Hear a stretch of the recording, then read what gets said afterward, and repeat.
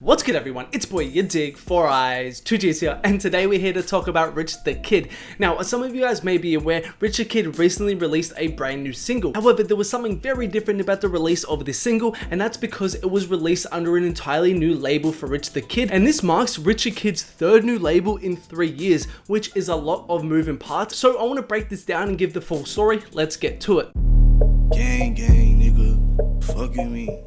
Bitch, nigga, he didn't even know I spray on 25, 45K on this motherfucker. Pussy boy talking, put a date on it. Older pussy boy don't show up on this motherfucker. Real big tie with a K on it. Real big tie, get your weight up. One big smoke in the up like a layup. With your bitch, give a dick and we lay up. You got a dish, little rocket star player. Okay, so let's bring it back to June 2017, where as you can see right here, Rich the Kid would sign to Interscope Records, on which he would release his first 2 debut commercial projects, The World Is Yours 1 and The World Is Yours 2. And it's important to say that around this period, Interscope was doing a lot for Rich the Kid. As you guys know, Rich the Kid broke through to the mainstream in this era with songs like Plug Walk and New Freezer, and even number 2 had a hit with Splashin', and it's very hard for a new artist to break through to the mainstream, so whenever a label can kind of do that and get the mainstream hits, they've basically done their job as a label. However, then interestingly enough, we get to his most recent album, Bossman, which is his next release after The World Is Yours 2, which was actually released on Republic and not Interscope, which he explained in this interview right here with Billboard, saying, quote, "But with the third LP, Bossman, being the topic of the hour, Rich the Kid powers through like a boss would.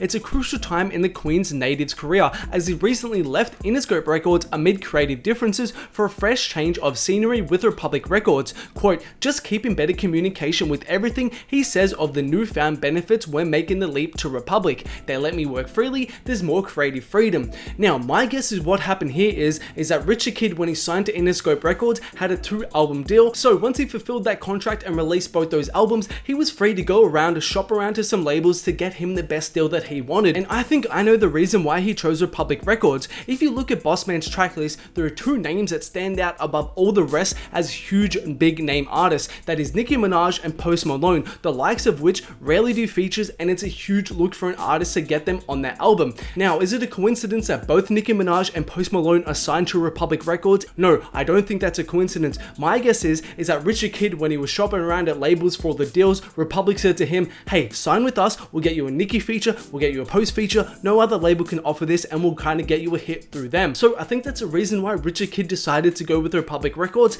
and this type of stuff happens often in the industry because label will leverage features from their bigger artists to help out the smaller artists to put them on, which, as I said, I think happened right here. Now, the only problem is, as most of you guys will know, unfortunately, this Bossman album didn't perform well at all. As you can see right here, relative to his other albums' first week sales, it flopped. The World Is Yours 1 sold 59K, number 2 sold 42K, and then Bossman only sold 18K. Plus, on top of this, both those other albums had certified hits. As I said, Plug Walk, New Freezer, Splashin' were all certified hit songs, whereas on Bossman, not only were the first week sales bad, but it didn't have a single hit. Now, I think this is super important to the whole narrative I'm trying to paint here. If you're an artist that was previously on one label and you had success on that label, and then you move to a newer label, and that newer label is expecting you to have the same success, so they go out, get you big name features like Nicki, Post Malone, Lil Baby, NBA YoungBoy, put a lot of money into your promotion, etc, but then you turn around, you do poor first week sales, and you don't have a hit. What does that say to the label? Wow, we just wasted all this money on an investment that didn't get a return, which I think was probably the case with Rich the Kid and Bossman right here. Now, keeping all of that in mind, then we get to the most recent song, which, as I said, just released on September the 4th, called Too Blessed, with Rich the Kid, Quavo, and Takeoff.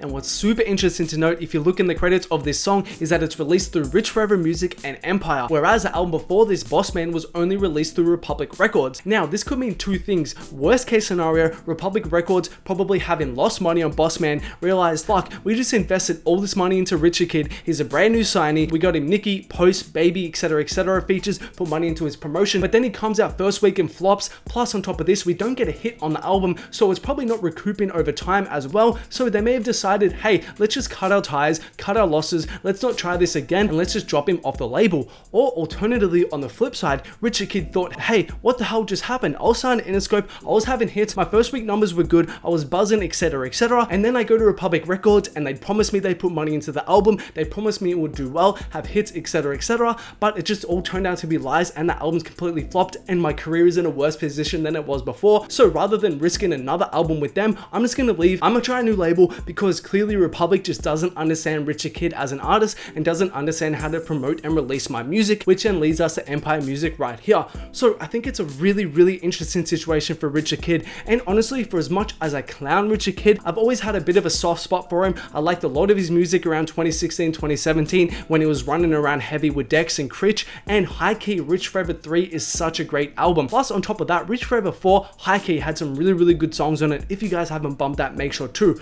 So yeah, I'm going to be watching this situation very closely, and hopefully in this case Empire can do something different for Richard Kidd and really get him back on that level. This new single right here, Too Blessed, was honestly pretty good and one of his better singles for a while, but honestly at this point I'm a little bit tired of hearing Quavo and Takeoff over flute sample production, and it doesn't sound like it's going to be a mainstream hit or anything like that. Also, I'm curious to know what this new situation means for Rich Forever as a label, because it's kind of weird to think about that they're all on different labels right now. Critch is with Interscope, Dex is with 300, and then Richard Kidd right now is with Empire. So I'm curious to know what it means for the three of them in terms of releasing music together as a group under Rich Forever, and I wonder if we'll ever see more collabs from them and whether we'll see Rich Forever 5, but I guess we'll find out in the future. But yeah, let me know what you guys think about all of this in the comments below. What you think about the new situation for Rich? Do you think he can bounce back, or do you think he's done forever? Let us know in the comments. Also, before we finish this video guys, I want to give a couple quick shout outs from the Instagram. Big shout outs to Endless Possibilities and also 29 Abraham for following me over on my IG.